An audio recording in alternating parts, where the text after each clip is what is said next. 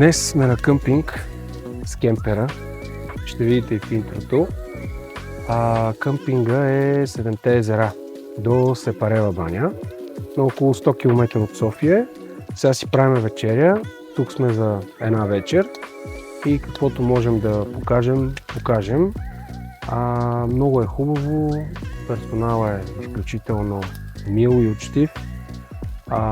Има 3 басейна и какво друго има, тате, по-така накратко? Перално помещение, обща кухня с хладилник, женски и мъжки бани с сешоар, туалетни, магазинчета и на 200 метра също има още едно магазинче. Кефти храна, кефти басейни, кефти каквото искаш. Пък е малко по-надиво, не е като хотел. Изобщо не е като на хотел, но условията са страхотни. Имаш вода, ток. Ние сме независими. Имаме си акумулатор с инвертор, с зарядно. Даже сега зареждаме батериите на мини двойката. R3S ще го качваме утре, за което сме взели разрешение от ГВА за полет, тъй като има летище до нас. Препоръчвам всички, които имат дронове, да се регистрират като пилоти, да си изкарат курсовете, да си регистрират дроновете и където не може да се лети, да си искат разрешение, а не просто на своя глава да летят, защото това е изключително опасно не само за вашия дрон, но и за хората, които са примерно в самолета горе, ако стане нещо. Просто го казвам като апел. Ще правим други включвания. Да, от басейните, от магазинчетата може да направим. Басейна не, но утре сутринта, като си правим кафе, ще ви включим. Кафе и чай. За Викито чай, за мен кафе. Ако сме си взели кафе, не знам, трябва да проверим. Утре също си направим и палачинки за закуска. Да, утре палачинки. Днес кебабчета за вечеря, утре палачинки за закуска. Така че очаквайте включване. Day 2.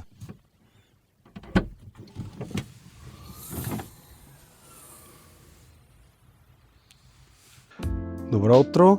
За закуска ще си направим палачинки. Трябват ни 2 яйца.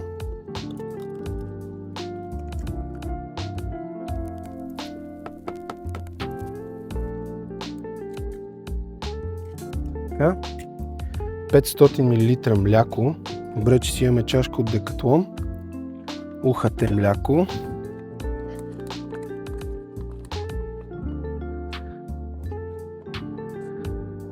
Ухата млякото може да не стои в хладилник и няма да се развали. Дано не стигне, че Викито прави една чаша преди малко.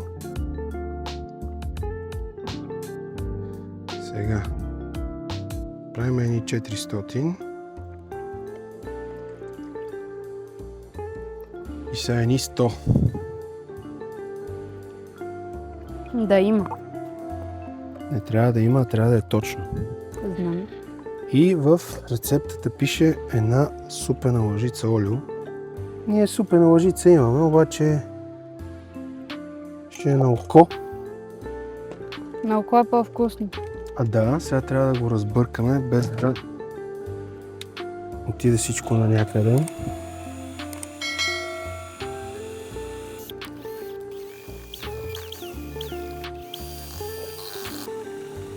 Единият жълтък не се предава. Да. Май трябваше да разбием яйцата с вилица предварително. Но нищо да е, за другия път си го знаеме. За първи път правим палачинки на къмпинг. Сега отваряме на доктор Йоткер палачинките. И леко добавяме. Опа, топа има и вятър. Вкъщи няма вятър. Тук що има вятър?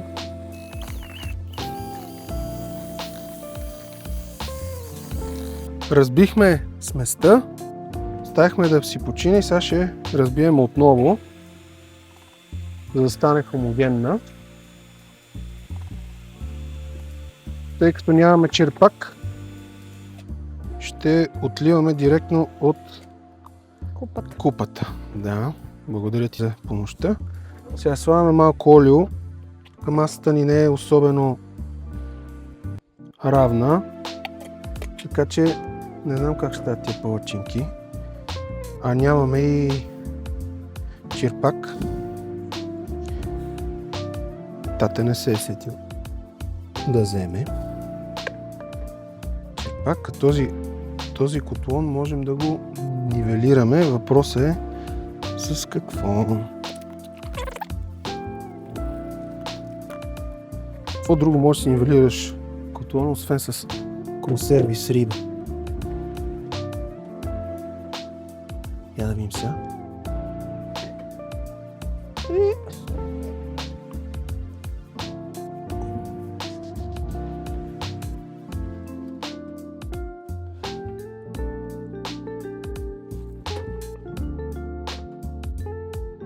Сега по-обратното. Нищо.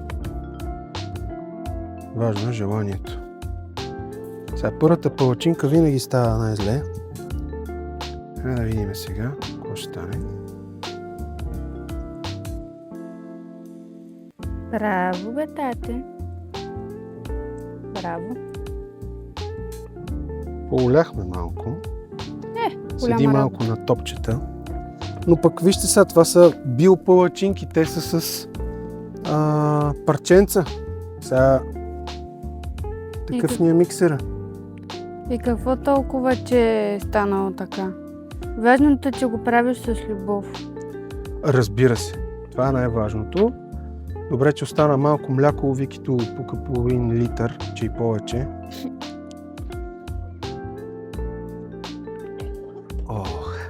И така. Това е, приятели. Сега ще си направим палачинки и ще закусваме. Ето и първата палачинка. Стават просто прекрасни. Нищо, че сме на дивото. Страхотни са. Ето ни и сета. Ето и обстановката. Оправили сме си леглото. Сега никой да не каже, че е разхвърлено. Не! Ето и магазинчето отзад. Дойде време да ви покажем и новата техника. DJI Air 3S с феноменална камера, даже две. Една телекамера, 1,15 мисля, че беше инча, и основната 1 инч. С Obstacle Avoidant, LiDAR, тия неща всеки може да ги види. Въпросът е, че сега за първи път ще го пускаме тук до Сепарева баня. Взели сме разрешение от ГВА за полета, така че абсолютно всичко е легално. За да вземеш разрешение, се изпраща имейл. В ГВА-то си има специално секция, където може да се вземе бланка за попълване и се изпраща на UAC кльомба, ще го видите. Изпраща се имейл и в рамките от 7 до 10 дни те отговарят дали може да се лети или не. В тази бланка се попълва и категорията, която имате. Аз в случая имам всичките A1, A3 и A2. Всичките, които са за този клас дронове. Трябва да се маркира дрона с номера на пилота, което означава, че дори да падне, винаги може да се види кой е ползвателя. Искам да видите разликата от Air 3S и Mini 2. Не, няма разлика. Как да няма? Няма никаква разлика. Сигурно? Да. Сега да ви покажа, ето така трябва да си сложите номера отстрани на дрона. И ето така номера на пилота. И ето е разликата.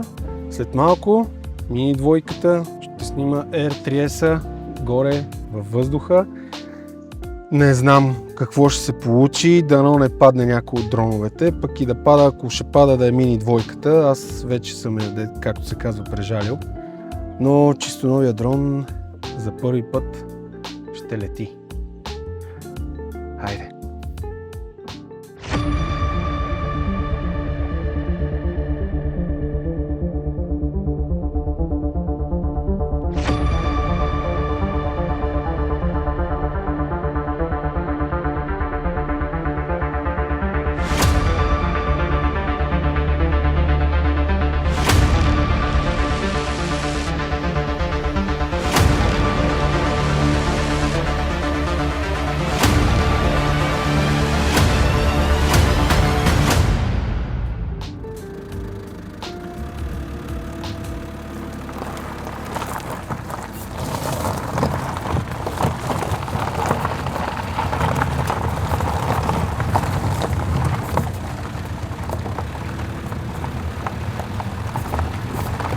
Беше много хубаво. Ако видеото ви е харесало, лайкнете го, абонирайте се за канала и вижте ето това видео тук.